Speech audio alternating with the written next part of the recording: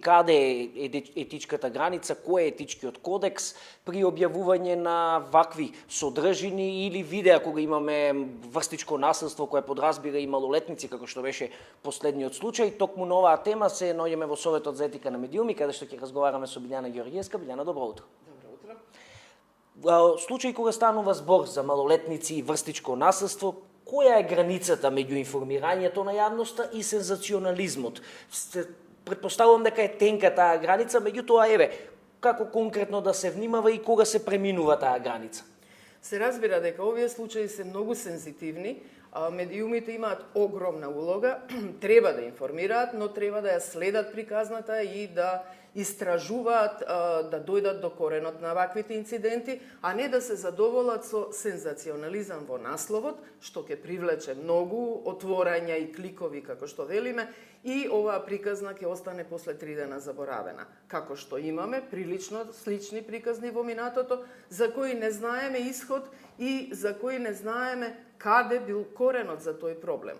Јас ги гледав овие видеа што кружат овие денови, некои се солидно замаглени, но некои не се и може да се препознае жртвата и учесниците, што е недозволено, бидејќи членот 7 во кодексот вели дека новинарот мора да ја почитува приватноста на личноста, следниот вели дека начинот на информирање во случај на несреќи, трагедии, семејни состојби треба да биде ослободен од сензационализам, не смее да се комерцијализираат инцидентите, посебно не со деца.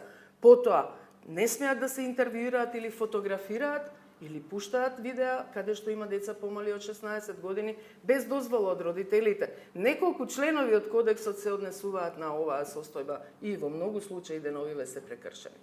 Дали тоа значи дека конкретно видеото што беше објавено ги крши етичките стандарди, бидејќи е замаглено, меѓутоа станува збор за деца? Јас ова видео едно гледам, сега во моментов.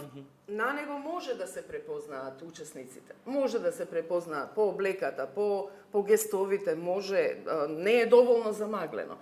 Некаде се повеќе замаглени и оправданоста, односно јавниот интерес, ова е случај од силен јавен интерес, ово дозволува да се објави видео, меѓутоа на вистина да се преземат сите мерки да не се препознаат, да не се виктимизира одново жртвата.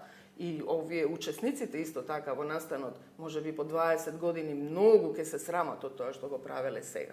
Но пак ќе речам, медиумите имаат улога да одат многу понатаму во овие приказни, многу подлабоко да истражуваат, да споредуваат како се решени овие случаи во други земји, бидејќи криминал има секаде и кај нас и во други земји. Дали се некаде се оформени центри за малолетнички насилници, некаде се семејствата под надзор на социјални служби, дали кај нас нешто постои. Читаме дека се повикани родителите, меѓутоа не знаеме што понатаму, дали само со плаќање казна од 200-300 евра поминува сето, затоа што ако тоа дете е растено во услови на семејно насилство, тогаш може да биде насилник и понатаму. Кога се известува за врстичко насилство, кои се најчестите грешки кои што кај нас ги правиме и што е она што треба да се промени во пристапот на известувањето за вакви настани?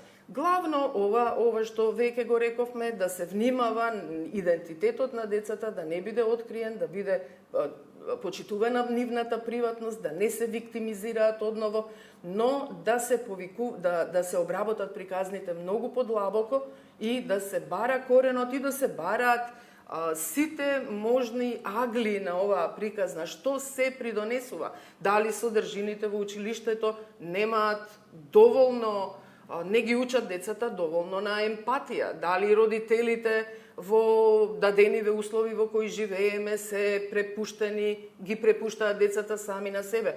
Дали содржините што ги читаат на социјални мрежи, што ги гледаат на телевизиите, па ние имаме серии што траат со децении во кои има домашно насилство и тоа е нешто како нормално. Конзервативните вредности влегоа преку медиумите и се уште се тука. Има многу агли на оваа приказна кои треба да се истражуваат и да не се заборават после еден инцидент. А инаку за известување за насилство воопшто, не само за врсничко, Само деновиве медиумите прекршија многу од правилата, што сами ние си ги пишуваме. Сите ние поискусните новинари учествуваме, во моментов се осовременува кодексот на новинарите. За еден обид за убиство, напад со експлозивна направа во Монако, медиум од Македонија имаше објавено фотографија која беше најбрутална, а јас отворив за истиот случај барем 20 други медиуми и од регионот и од Европа. Сите имаа замаглена слика, или жртвата покриена со чаршаф, или жртвата веќе однесена од службите медицински. Само нашиот домашен медиум има најбрутална, највознемирувачка фотографија. Најдалеко од инцидент. Зошто? Зарем само на тој начин ќе привлекуваме кликови? Тоа е злоупотреба на нашите емоции. Имаме и домашни случаи такви, но времето не е кратко. Секојаш мора да внимаваме на етиката во известувањето. Бина ви благодарам многу на овој разговор и се надеваме дека ќе се подобрат работите во Јас поле. навистина сето ова што го правиме во таа насока, ви благодарам и вам. Со Билјана Ѓорѓиевска од Советот за етика на медиуми разговаравме за начинот на кој медиумите известуваат, односно треба да известуваат кога станува збор за врстичко насилство, посебно за врстичко насилство во кое се вклучени малолетници.